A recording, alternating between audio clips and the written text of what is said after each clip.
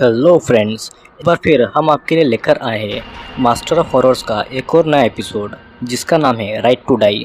ये एपिसोड बहुत ही गहरे सस्पेंस से भरा हुआ है, तो आप इस वीडियो को एंड तक पूरा ज़रूर देखिएगा। और अगर आप इस चैनल पर नए हैं तो चैनल को सब्सक्राइब ज़रूर करें। तो चलिए आगे चलते हैं वीडियो में।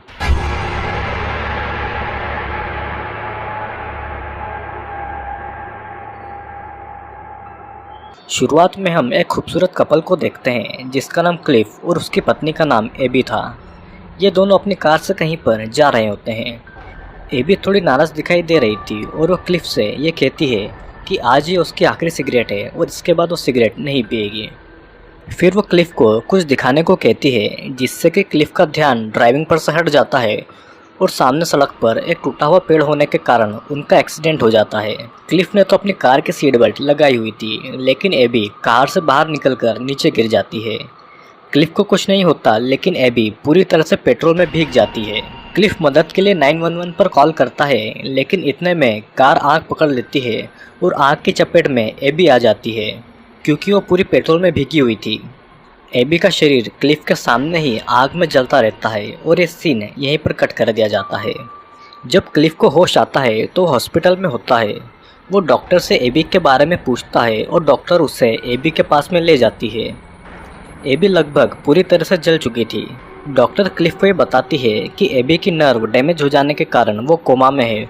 एबी कुछ भी सुन, बोल या देख नहीं सकती। उसे कुछ दिनों तक मेडिकल सुपरविजन में जिंदा रखा जा सकता है, लेकिन उसे फिर से ठीक करने के लिए उसे फुल बॉडी ट्रांसप्लांट की ज़रूरत थी। अगर एबी को डोनर मिल गया तो वो ठीक तो हो जाएगी, लेकिन वो पहले जैसी नहीं हो सकती। वो ना तो बोल पाएगी और ना ही वो पहले जैसी खूबसूरत हो पाएगी। डॉक्टर क्लिफ को ये ऑप्शन देती है कि या तो वो एबी का ट्रांसप्लांट करवाकर उसे ज़िंदा रखे या फिर उसे चैन से मौत की गोद में सोने दिया जाए। लेकिन ऐसा करने के लिए क्लिफ को वकील की मदद लेनी होगी। क्लिफ अपने एक वकील दोस्त आइवी से कंसल्ट करता है। वो उसे ये बताता है कि उन दोनों का रिश्ता ठीक नहीं था क्योंकि उसने अपनी पत्नी एबी को चीट किया था। आइवी क्लिफ को ये जोर देता है कि वो एबी को ज़िंदा रहने दे क्योंकि अगर एबी ज़िंदा रही तो वो उसे बिल्कुल माफ़ कर देगी। लेकिन क्लिफ ऐसा नहीं चाहता था। उसके दिमाग में तो कुछ और ही चल रहा था। हॉस्पिटल से घर आने के बाद में क्लिफ अपने पुराने पलों को याद करता है जिसमें एबी क्लिफ के मोबाइल में उसका और एक लड़की का प्राइवेट वीडियो देख लेती है, जिसे देखने के बाद में एबी बहुत ज़्यादा दुखी होती है। क्लिफ एक डेंटिस्ट था और उसका अफेयर अपनी क्लिनिक की एक नर्स ट्रिश से चल रहा था। क्लिफ ये सब सोच ही रहा था कि उसे मैसेज दिखता है अपने किचन में, वेक मी, जो कि एबी ने पहले से ही लिखा हुआ था। यहाँ पर एबी हॉस्पिटल में अकेली थी और तभी उसकी पल्सेस मॉनिटर पर बंद हो जाती है। जिसके अगले ही पल हम ये देखते हैं कि क्लिफ अपने बाथरूम के बाथटब में बैठा हुआ है और अचानक उसे सामने से एबी आती हुई दिखाई देती है। क्लिफ को ये लगता है कि शायद ये एक सपना है और धीरे धीरे एबी उसके करीब आने लगती है। एबी क्लिफ के बहुत ही नज़दीक थी और तभी अचानक एबी अपने जले हुए रूप में आ जाती है, जिससे डरकर क्लिफ उसे अपने से दूर करता है। और यहाँ पर हॉस्पिटल में एबी की पल्सेस वापस से चलने लगती है। क्लिफ को ये लगता है कि शायद ये उसका सपना या कोई भ्रम होगा, लेकिन उसकी बॉडी वहाँ से जली हुई थी जहाँ पर एबी ने उसे टच किया था। क्लिफ इस घटना से इतना डर जाता है कि वो आइवी को कॉल करके उसे ये सारी चीज़ें बताता है। उसे लगता है कि मानो एबी का भूत वहाँ पर आया हो, लेकिन एबी तो जिंदा थी, वो भूत कैसे बन सकती है। तभी अचानक क्लिफ के घर पर एबी की मॉम आ जाती है और वो उसे बहुत ही ज़्यादा बुरा भला कहती है। और हमें यहाँ से एक और राज पता चलता है कि एबी के पेरेंट्स बहुत ही अमीर थे, जिन्होंने अपनी प्रॉपर्टी एबी के नाम कर दी थी। अगर एबी मर गई तो उसकी सारी प्रॉपर्टी का मालिक क्लिफ होगा। क्लिफ के पास आज जो कुछ भी था, जैसे कि उसका घर, उसका क्लिनिक, ये सब एबी की ही बदौलत था। फिर अगले दिन क्लिफ अपने क्लिनिक पर जाता है जहाँ पर ट्रिश उसे ये बताती है कि एबी ने उसे जॉब से निकाल दिया था, लेकिन क्लिफ उसे वापस से जॉब पर रख लेता है क्योंकि क्लिफ और ट्रिश का पहले से ही अफेयर चल रहा था। फिर क्लिफ अपनी पत्नी एबी से मिलने के लिए हॉस्पिटल में जाता है, जहाँ पर वो ये देखता है कि एबी की बॉडी को साफ़ किया जा रहा है और उसकी जली हुई स्किन को उसकी बॉडी से निकाला जा रहा है। क्लिफ वहीं एबी के सामने खड़ा होता है और एक पल के लिए उसे ये लगता है कि मानो एबी उसे देख रही हो, जिससे कि वो बहुत डर जाता है और वहाँ से चला जाता है। अब क्लिफ सच में ये चाहता था कि एबी का सारा पैसा उसका हो जाए, इसीलिए वो उसे मरने देना चाहता था। लेकिन क्लिफ का वकील दोस्त आइवी उसे ये बताता है कि एबी की माँ ने उस पर केस कर दिया है और अगर वो मर गई तो उसका सारा पैसा उसकी माँ का होगा, ना कि क्लिफ का। फिर अगले दिन क्लिफ अपने क्लिनिक में काम कर रहा था, जहाँ पर आइवी का उसे कॉल आता है जो कि उसे बताता है कि कोर्ट के ऑर्डर आए हैं कि एबी को 48 घंटे के अंदर चैन से सोने दिया जाए, क्योंकि एबी को कोई भी डोनर नहीं मिल रहा है और वो काफ़ी कुछ झेल रही है। और ये सब आइवी का ही किया धराया था, क्योंकि वही क्लिफ का केस हैंडल कर रहा था, जिसके बदले में वो क्लिफ से मोटी रकम लेने वाला था। फिर आइवी एबी से मिलने हॉस्पिटल में जाता है, जहाँ पर वो एबी से ये कहता है कि वो जल्दी ही चैन की नींद सोने वाली है और ये सब उसी का ही प्लान है।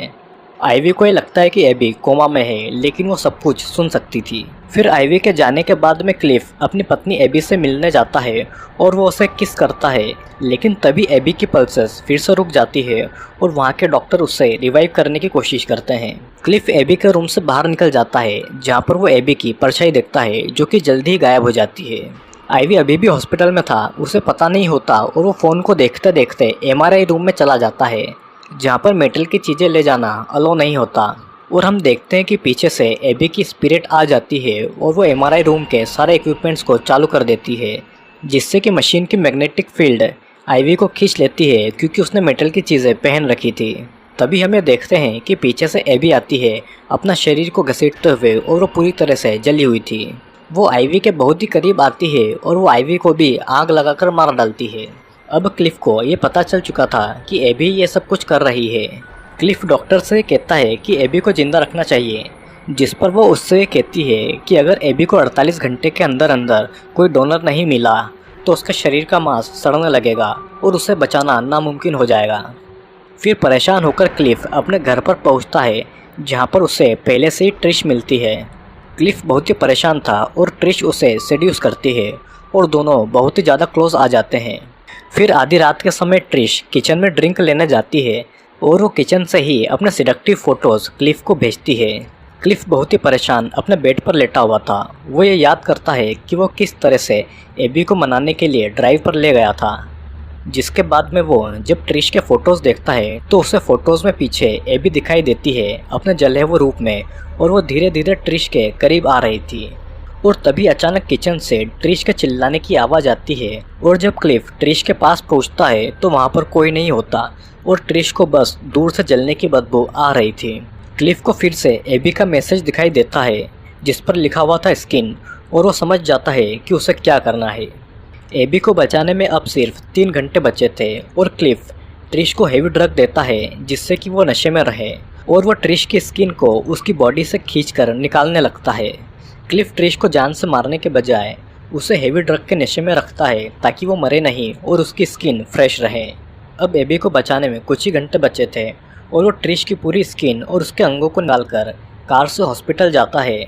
और क्लिफ रास्ते में ये याद करता है कि उस रात को क्या हुआ था, और यहीं से इस एपिसोड के सारे राज खुल जाते हैं।